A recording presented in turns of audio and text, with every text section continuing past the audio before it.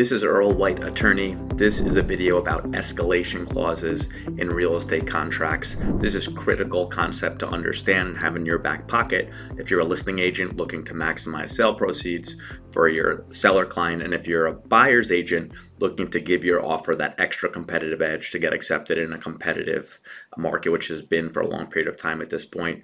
We are going to cover what is an escalation clause, how it works, 3 reasons to use an escalation clause, and 5 key parts of an escalation clause when you're drafting these clauses as part of your contracts.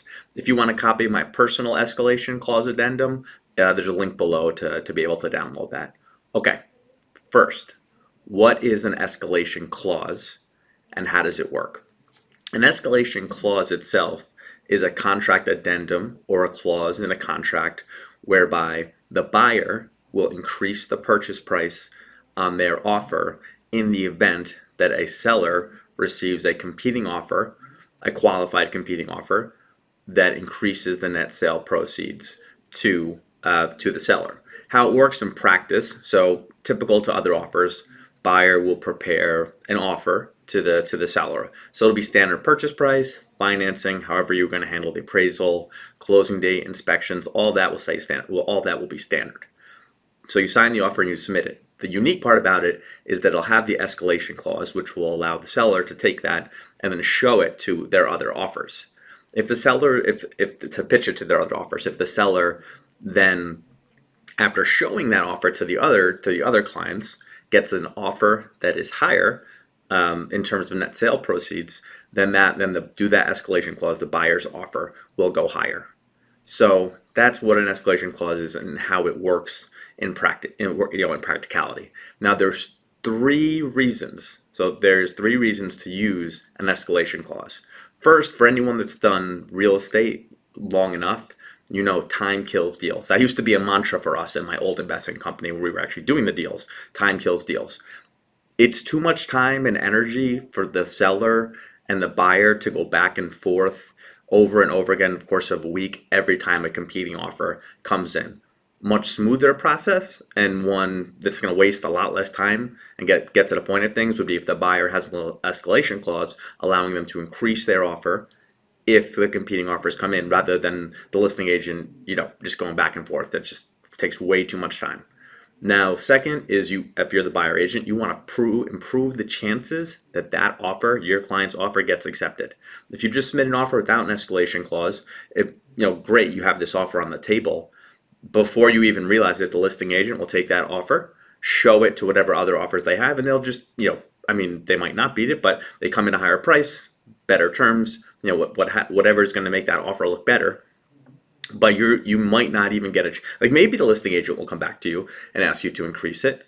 But obviously, they might not. They might just take the higher offer, sign it, and the next thing you hear about is oh, the other offer got accepted, and then you have your client maybe a little upset that maybe you didn't give the maximum offer. So it also helps if you're to give your offer a competitive edge over other offers, because the seller knows you're committed to increasing the price. And as the seller, obviously, this is a good term for you because you can speed up and then also lock in a higher net sale proceeds total by extracting all the value you can out of that buyer's last offer.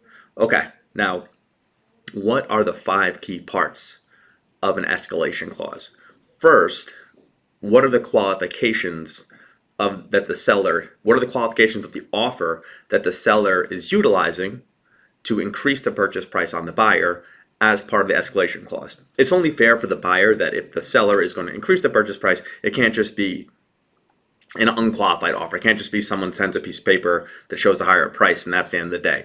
The seller has to produce a qualified offer, which should be a signed written offer with a pre-approval and proof of funds, and it should focus on net sale proceeds to the seller. This way, there's no game is being played about there's no game is being played about whether the buyer's offer is superior in terms of net sale proceeds to the other offers. And then it would, if it didn't change net sale proceeds, then it really would not be the intent of the escalation clause. Next important term is the size of the increment. So of the escalation. So the other offer comes in $1,000 higher. So you're the buyer, you submit your contract with an escalation clause. New other offer, competing offer comes in $1,000 higher, say. it doesn't make sense to keep going up, $50, $100, $1,000. Like this escalation back and forth will take forever. It'll take way too long. So usually you have to set some kind of increment.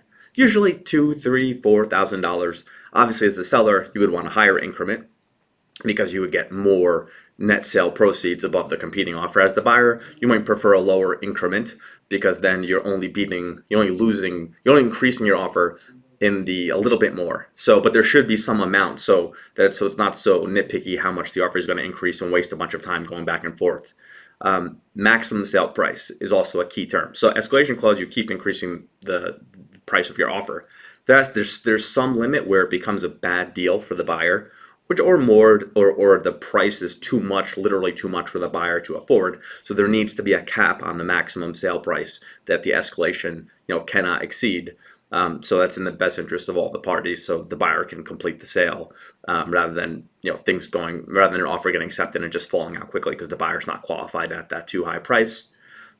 Other critical term with any escalation clause is that increment being added to the purchase price only, or also to the purchase price and the mortgage amount.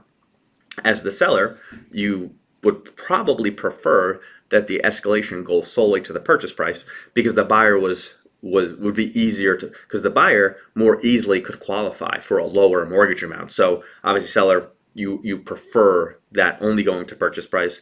As the buyer, if you have a lot of extra capital, sure, maybe you don't really care if it's mortgage amount or if it goes to mortgage amount or not. But if you're a buyer tight on funds, then you probably want to try to finance that extra price increase to help make it more affordable. So then you would want it added to the mortgage amount. At the same time, you also want to consider the appraisal. So typically we have an appraisal contingency. Appraisal contingency says that if the buyer's appraisal comes in less than the purchase price, buyer can renegotiate the price. You can obviously play with the language on appraisal contingency. So for an escalation clause, the party should consider that is the appraisal contingency, if there is one, kicking in at the new increased purchase price, or is the appraisal contingency kicking in at the initial purchase price, before any escalations. And lastly, you should define some number of escalation clauses. The buyer, you might not want to just keep getting pulled back and forth and losing control of the process with 10 escalations.